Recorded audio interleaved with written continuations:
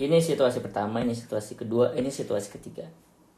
Situasi ketiga adalah, nah ini ada si mata begini, apa tadi? Sama-sama nggak sadar. Sama-sama nggak sadar, nih saya pindahin dulu. Sama-sama nggak sadar bahwa mereka itu sebenarnya nggak saling berusaha memahami. Nah, sebelum ini nanya, ini maksudnya apa nih? Kok tiba-tiba ada jam? Saya ulang. Mereka sama-sama nggak nyadar bahwa mereka itu sebenarnya nggak berusaha saling memahami. Tapi lihat endingnya. Tapi kok di depannya sama-sama berasa deal, berakhirnya bahagia.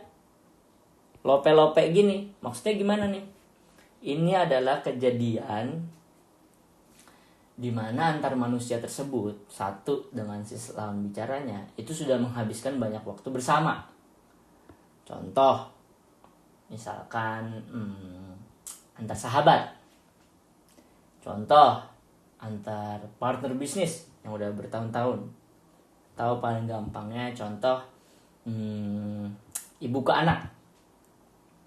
Si anak nggak sadar bahwa dia harus berusaha bikin ibunya paham, tapi ibunya bisa otomatis paham maksud si anak.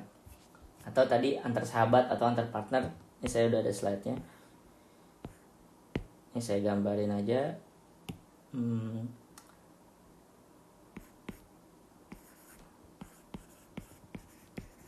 Ini anak saya yang kedua, namanya Ragnar. Dia ngambil baju, terus dia teriak, "Bohong!" Coba Anda kalau misalkan lagi di depan anak saya, Anda digituin, Anda apa? Apa nih, kok gue dibilang bohong gitu kan? Tapi istri saya tahu maksud si anak saya ini adalah bolong. Dia tuh sebenarnya lagi ngomong bolong, tapi karena lidahnya cadel, lidahnya tuh kebagi dua gitu kayak ular gitu. Anak saya yang kedua lidahnya jadi bercabang dua gitu, jadi dia kayak jadi cadel gitu. Jadi dia ngomong huruf L jadi hong, bolong, bohong. Coba kalau orang lain nggak ngerti kan, tapi karena istri saya adalah ibunya dia, ngerti maksudnya adalah bolong. Masih anak saya lagi, dia ngomong si ke saya sambil mukanya emosi. Saya bingung kan, si apaan gitu kan, apaan Ragnar, apaan maksudnya si terus saya mukanya nyurang gitu kan. Terus istri saya datang, itu maksudnya permisi Dedi. Oh, maksudnya ternyata saya lagi ngalangin lemari mainan dia. Jadi mainan dia ditaruh di laci bawah meja saya. Jadi dia lagi ngomong misi Dedi, dia mau ngambil mainan dia. Nah, yang bisa ngertiin si itu adalah permisi, ya istri saya terhadap anak kedua saya itu, karena dia ibunya. Oke, jadi contoh yang di situasi ketiga adalah ibu ke anak. Lalu sahabat, contoh misalkan sahabat nih ya ngomong, Yahudi lu, misalkan ngomong gitu ya. Yahudi lu gitu kan. Nah, karena mereka ini saling sahabatan, temennya yang dikatain Yahudi, dia tahu bahwa maksud dari si temennya adalah, oh gue lagi kebanyakan nanya sesuatu yang belum gue lakuin nih. Nah, akhlak kayak gitu kan akhlak orang Yahudi nih, atau disuruh banyak nanyanya. Nah, itu kan akhlak Yahudi. Jadi ketika dikatain Yahudi lu, dia ketawa karena sesama sahabat, ya kan? Tapi bayangin ada orang nggak dikenal ngomong sama orang lain, Yahudi lu. Yang orang lain itu bisa aja emosi. Wah, gue kok disama-samain sama Yahudi, Israel, tukang bantai orang gitu kan. Bisa jadi emosi. Nah, kalimatnya sama ya. Kalimatnya adalah Yahudi, tapi pemaknaannya bisa beda. Itu tadi barusan case kedua dari situasi ketiga.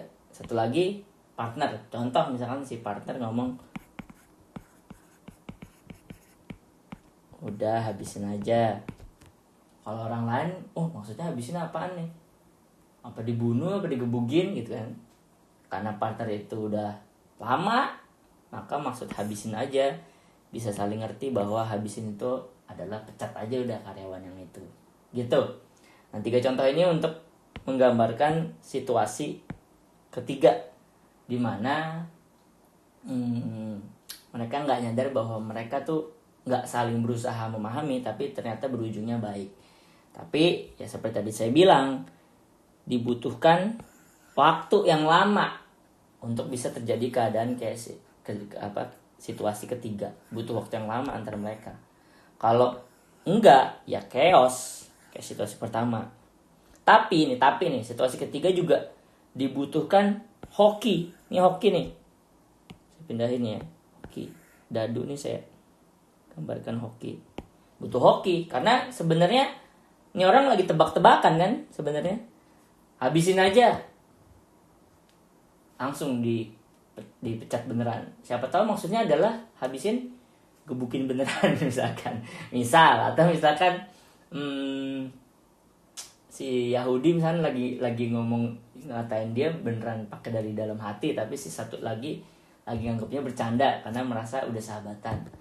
Akhirnya si yang satu marah beneran, yang satu ternyata nganggap yang si A enggak lagi marah. Akhirnya berantem. Bahkan efeknya kalau misalkan antar manusia yang waktunya udah lama terus nggak saling mengerti, efeknya bisa lebih parah dibanding yang ini, ya kan? Contoh kalau kayak pasangan juga termasuk tadi kan, anak ke ibu, partner, sahabat, pasangan juga bisa tuh. Kamu nggak ngertiin aku, masa kamu gini aja nggak ngerti, ya kan? Karena udah merasa waktu dihabiskan bersama itu banyak, harusnya ngerti dong, harusnya gitu.